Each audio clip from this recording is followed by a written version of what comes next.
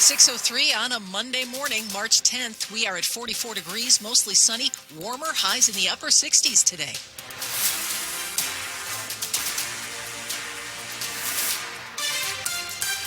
Good morning, I'm Michelle Basch. And I'm John Aaron. The top local story we're following this hour, House Speaker Mike Johnson has a new stopgap spending bill, which will face a critical vote this week as Congress tries to avert a government shutdown ahead of a Friday deadline. WTOP's Mitchell Miller has more today on the Hill. Speaker Johnson says the continuing resolution extending funding through the end of September will help tee up next year's budget and more cuts from DOGE. We'll be able to incorporate that into the budgeting for FY26. I think it's going to change the way government works. Johnson, speaking on Fox, has been making that a selling point to conservative GOP lawmakers who almost never vote for a short-term spending bill.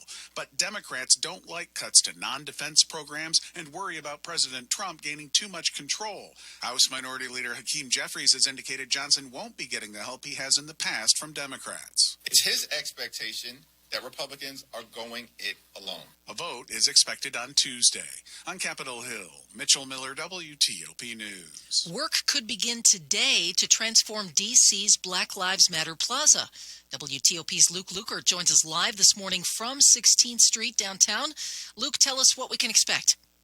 Yeah, John and Michelle, no work starting quite yet. We're not seeing any crews out and about, and traffic is moving unimpeded. But I do see these large orange and white barriers that are ready to block off the road when work does begin, which, as you said, could begin as soon as this morning.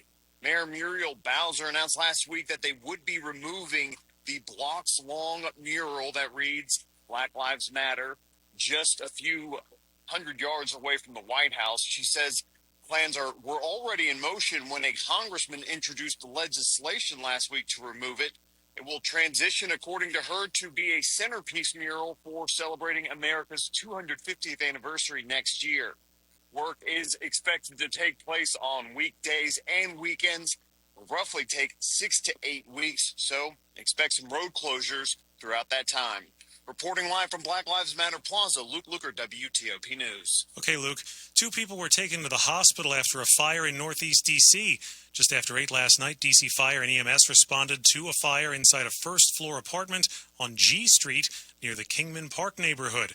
That's where crews found smoke showing and a woman out front with serious injuries. She was taken to a hospital along with a man who had minor injuries. The cause of the fire is still being determined. There's a warning this morning about a case of measles in our area. A Howard County resident who traveled through Dulles Airport has tested positive.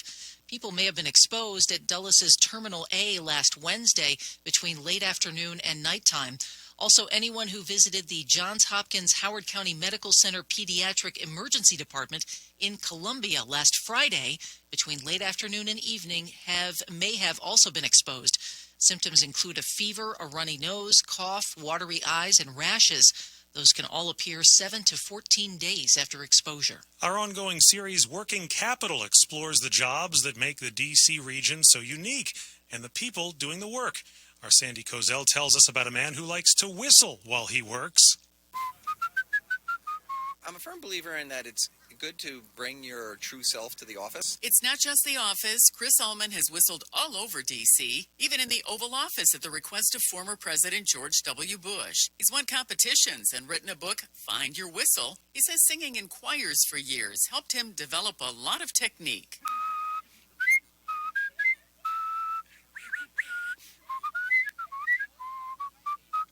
I'm doing the wah-wah, I'm doing the lip whistle, I'm doing the warble in there, so I'm combining a whole bunch of things. Not everybody can do this. If you have tried to whistle, like really tried for years and years and years, and you can't, then the odds are there's no hope for you. And that's something he calls a tragedy, calling whistling a very happy thing.